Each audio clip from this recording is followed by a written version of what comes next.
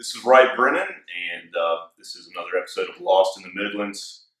And I'm really excited to be here today with Command Sergeant Major Retired Christian.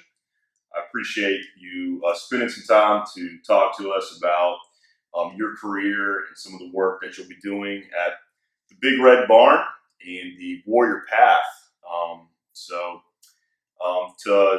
To open us up, if you don't mind. So now, as we fast forward, we're having this discussion and we realize that we actually have been interacting with each other indirectly over the last few years. And as she was describing this Warrior PATHH program that she wanted to introduce to the Big Red Barn, she struck on a couple of nerves, one being self-care, and that it was a breakthrough program that gave a sense of purpose. And these three words now, again, just out of nowhere popped in, and I'm thinking, okay, she's got my attention. But where she really got my attention was I've been planning with my family to build a log home for years. Got property out in the state, and I knew I wanted to build this log home. So when I shared it with my wife and said, hey, look at these models and tell me what you think, we had not been able to agree on the same model for years. And this has been about 10 years. So around this same time period, I had shared with her 2 websites. I didn't even identify any specific style or even which website to look at. I just said, hey, check these 2 links out and tell me which one you like. Her #1 pick was my #1 pick. First time in like 10 years that we even came close to being congruent with picking a log home. I'm sitting here at this table talking with Sutton about this Warrior PATHH program, and she's excited and genuinely passionate about being able to help veterans. And not even really trying to get me involved. She's just, her passion was about sharing the information.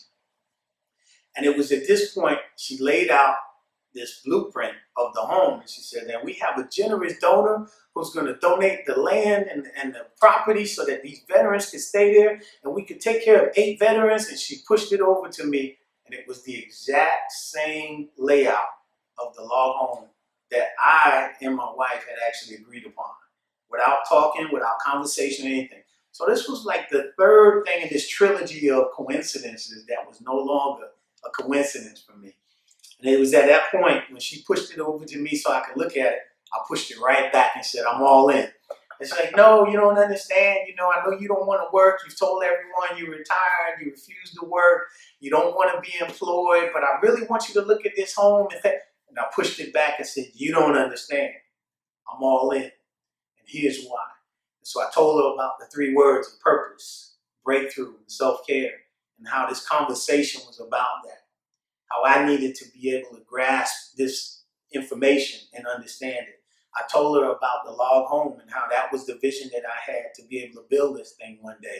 And it wasn't a similar style. It wasn't one that kind of looked like it. It was the same exact style.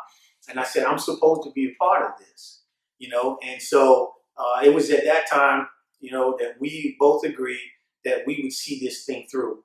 And I've been accused of making a mountain out of an anthill. And so she did not know that at the time, that if she was going to do something with me, that if it was going to be this small, by the time we were done, it was going to be huge, you know. So we've been on this path, pun intended, together ever since. And it's coming up on a year, almost to the day that we had that conversation. And most people don't see their vision come true inside of a year. But we're about to see that actually come to full fruition in the next few months when we open our doors for the Warrior PATHH program in the state of South Carolina, the only one in the state of South Carolina, in October. Wow, that's fantastic. Powerful story. The program sounds extremely exciting. And can you tell us a little bit about some of the individual programs that will be within the PATHH itself? Yeah, so what's really cool is years ago, the Boulder Crest Institute at the time, it's Boulder Crest organization now, foundation, Boulder Crest Foundation now, had begun to look at helping warriors returning from not only combat, but just warriors, period, in dealing with their progression from the military, Right. and how they were struggling. Anyway, studies was done, comprehensive reviews. And so what this organization finally did, with the help of a couple of doctors, Dr. Tedeschi, Dr. Calhoun, and just a whole list of people with a bunch of initials behind their names and studies and data to back up their views, said what we are doing is not working as far as helping people get past their traumatic events or traumatic life experiences. And so they started looking at parents who lost their children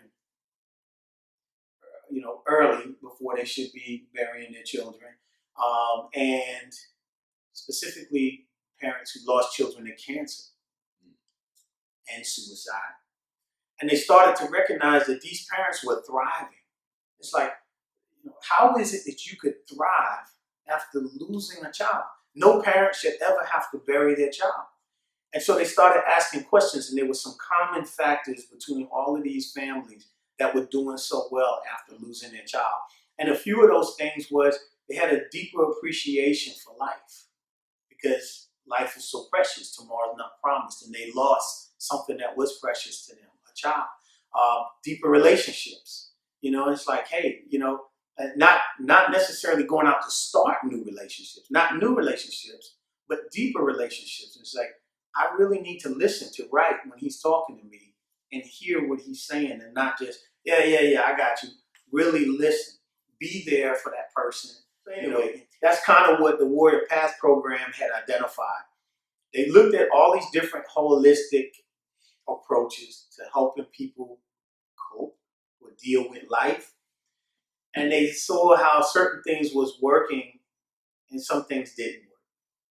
Now, I'm not to say that therapy doesn't work or medication doesn't work or anything. What I am saying is that those things may help certain people, but the one thing that we know for certain helps is a holistic approach, where you could take what the Warrior PATHH program offers, over 21 wellness practices, that they kind of just show you that you already have available to you, that's affordable, and something that's not necessarily challenging, where you have to have a bunch of equipment. I'll give you an example. Connecting with a horse. You can go somewhere where you have a working ranch and just show up and just say, hey, I just want to come out and spend some time with a horse. Oh, this is great, because now I got somebody that can come and clean up and work around the horse and brush them and help you. So you now get to connect. You don't have to go buy a 1,200 pound, $20,000 horse. You can still go connect with one.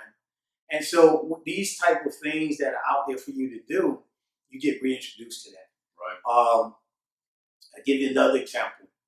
Breathing exercises. We hear about it, 4-7-8s, 4-8-12s, all of these different patterns of breathing. But what it's doing for you is teaching you to regain control of your bodily functions. I have a granddaughter. She's about to turn 6. I could tell her that she can't do something, and she's frustrated. I'm 6 years old. I'm supposed to be able to do what I want, and I'm talking to my grandparent. You mean you telling me no? But she'll take a deep breath and exhale and regain control, because it's like, obviously, I can't control being able to go and get an ice pop. Yeah. My grandfather said, no, I take a deep breath. It's okay. And she'll walk away fine. There's no temper tantrum. She's not, stomping her feet, because as a young person, she realizes, I can't control the fact that I'm not going to be able to eat an ice pop. But that's something that she's being trained or taught early, so that her response is one of, I got it. I can't have an ice pop. I'm okay with that. She won't ask why. She won't challenge it, because she realizes, okay, you're in a position of authority. I respect that. And since I can't control it, I'm going to regain my own control, and I'm going to go watch TV or color or whatever she does. But those are things that we get retaught as an adult going through the Warrior PATHH program. And that was just a couple of examples of what's out there, that the program has looked at other holistic programs and said, wow, this meditation works. Let's put that in there. It's not a matter of it might work, it could work, maybe a little. No, we know without a doubt that meditation, whether it's intentional, whether it's transcendental, whatever it is, we know that this helps to get you grounded again, so that you can kind of reset yourself. Yeah. We know it works. So insert that.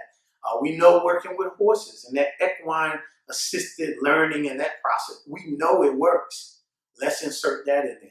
We know that being able to decompress and process walking through a labyrinth, we know it works. Over 4,000 years of connection with a labyrinth. You pick a culture has some form of a labyrinth in their culture. And it's tied to something called, believe it or not, mental health. They didn't call it that, but it's actually tied to a way to help you decompress. How do you reset and create solitude? A labyrinth actually helps with that. Now, I always tell people, when you look at the labyrinth, for me, right, when you look at a labyrinth and a maze, the difference is a labyrinth allows you to internalize and deal with the things that you do, because it's all internal. You know there's only one way in, and you know there's only one way out. So you get to process life while you walk in that path. I don't even have to think about it. Just follow the yellow brick road, and just walk all the way in and walk all the way out, internalizing what you're dealing with. Now, maze, on the other hand, you have all this outside stimulus, chaos, confusion. I got to go this way. Do I turn that way? I got to think. It's all external. You don't control anything in that environment. And so that's the difference between a labyrinth and a maze, whereas a labyrinth allows you to process things at your own pace, the way you want to. And so